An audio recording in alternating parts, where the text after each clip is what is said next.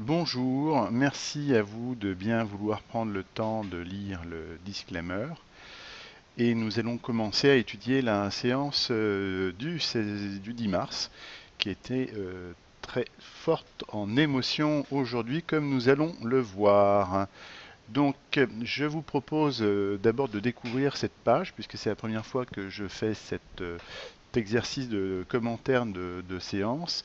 C'est une page un petit peu de contrôle où on va retrouver un certain nombre de marchés de futurs que je suis, les indices sectoriels de l'Eurostoxx, les différents marchés européens qui sont prépondérants.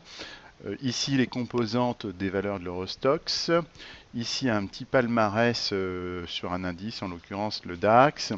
Et ici, nous avons en fait 5 modèles de trend following qui sont paramétrés pour suivre les marchés européens, donc les composantes d'indices européens. Et donc, lorsque des valeurs répondent à des critères en particulier, elles ressortent ici. Et c'est ce qui me permettra de vous donner un petit commentaire additionnel sur les valeurs. Enfin, en bas de tableau, nous avons un petit graphique du futur Eurostock 50, du futur Bund et du spot euro-dollar. Et il suffit de regarder de plus près pour se rendre compte, en l'occurrence sur l'Eurostock 50, qu'on a fait un swing absolument étonnant aujourd'hui, puisqu'on a démarré la séance aux alentours de 3000, on est allé faire un tour à 3130 juste après que la BCE ait annoncé donc les modifications sur ces différents taux d'intérêt, et ensuite le marché a perdu 190 points, et quand on y regarde de plus près, on se rend compte que nous étions dans un trading range depuis 5-6 jours qui était relativement plat et uniforme. Le moins qu'on puisse dire, c'est que on a fait aujourd'hui donc le grand écart. C'est généralement pas bon signe. Donc on verra si dans les jours qui viennent, le marché finalement continue sur sa lancée baissière post-déclaration de Mario Draghi, ou si on trouve un petit peu d'énergie. En tout cas, sur les marchés de taux, ça a été exactement la même chose. Le Bund a démarré sur 162,45, gagne quasiment une figure, puis en repère quasiment deux derrière. Donc là aussi, ça a été quand même assez colossal. Et puis alors là, sur l'euro-dollar, que vous dire, puisqu'on démarre à 1,0980, on va sur un 0,830 et on va chercher un 12 derrière, soit quasiment 3 figures et demie. Donc ce sont des journées assez exceptionnelles auxquelles on est peu habitué. Et donc on va regarder éventuellement quelques valeurs. Je ne voudrais pas vous prendre trop de temps aujourd'hui pour ce premier aperçu, mais voilà un petit peu comment on va s'y prendre. Voilà, donc maintenant on va passer sur mon deuxième écran, qui est un écran donc de graphique.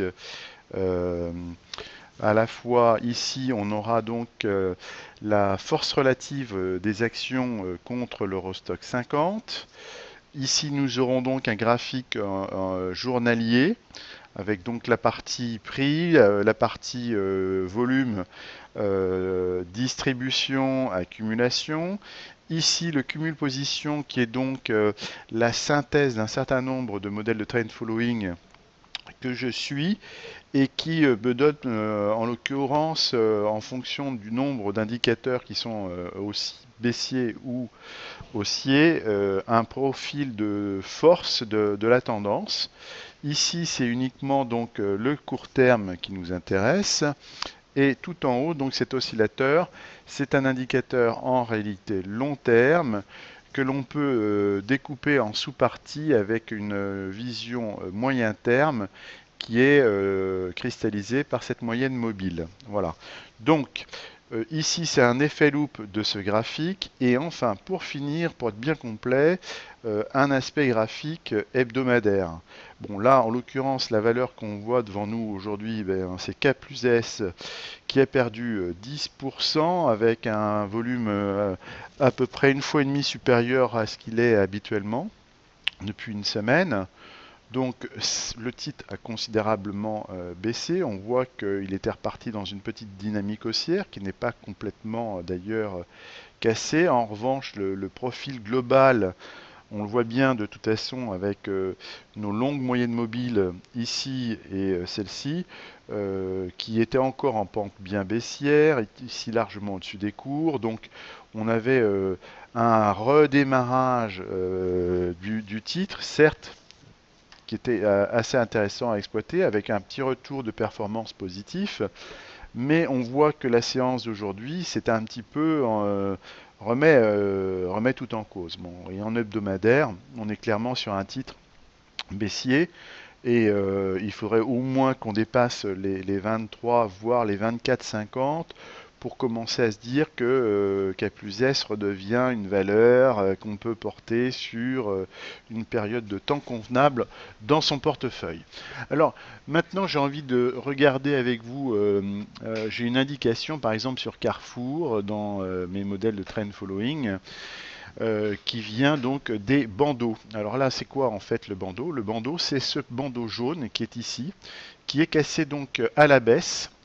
Et qui va donc militer pour à nouveau de la méfiance parce que on voit donc l'aspect colorisation de ce modèle qui est calé sur du 1 mois, c'est que lorsqu'on est au-dessus de la partie haute de ce bandeau, on est dans un mouvement haussier, quand on est au-dessous, on est dans un mouvement baissier.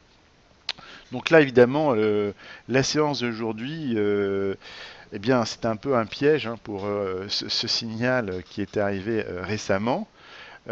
Signal qui est arrivé comme pour K plus S, il ne faut pas se leurrer, dans une physionomie de marché à peu près équivalente, puisque le long terme est quand même toujours baissier, le moyen terme, on venait de le dépasser, mais le mouvement a été tellement violent, ce short recovery a été tellement violent que globalement il n'a pas laissé le temps à ces bandeaux de moyenne de pouvoir se retourner, donc il n'y a pas eu vraiment de temps de consolidation suffisant pour que de toute façon le mouvement de rebond dans lequel on se situe puisse être considéré comme un mouvement de rebond qui puisse durer, être durable. Donc ça c'est quelque chose qui est assez intéressant.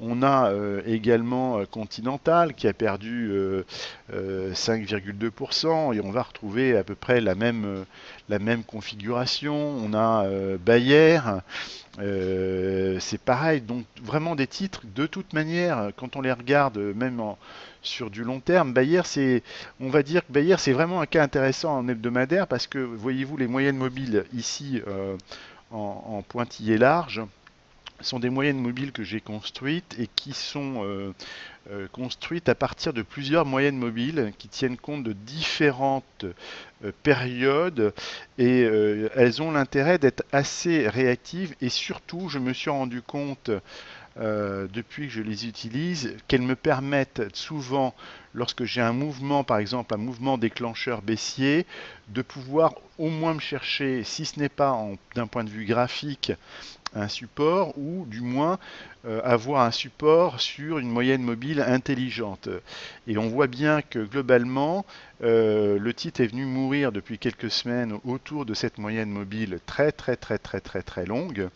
Et donc c'est là que les choses vont se passer. Maintenant, il y a un élément qui est très négatif et qui milite pour ne pas être agressif sur Bayer malgré les cours ponctuellement, c'est le fait que la force relative contre l'Eurostock 50 est quand même très désagréable tant en hebdomadaire et là on a la vision un peu détaillée. Alors c'est clair, on est un peu tendu, on pourrait peut-être, on a l'impression qu'on a à peu près la même amplitude de mouvement ici. Donc, est-ce qu'on aurait un mouvement de rebond? En tout cas, ce que l'on voit, c'est que la moyenne mobile très très très longue, hein, qui démarre depuis 2012 en termes de force relative contre le marché, elle est cassée. Et donc, pour être très clair, si par bonheur le titre venait à faire mieux que le marché tout en ne cassant pas le ratio de 3,5, je pense que c'est un dossier qui, dorénavant, peut être considéré comme un dossier has-been.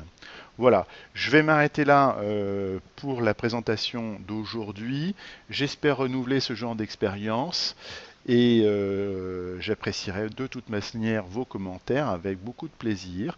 Je vous laisse donc les coordonnées pour pouvoir me joindre et discuter, approfondir à la fois mon numéro de téléphone, mon adresse mail, enfin tout ce dont vous avez besoin.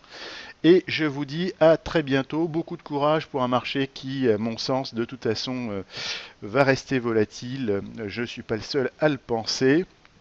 Euh, mais on verra bien. C'est ça l'intérêt de suivre le marché jour après jour. À bientôt.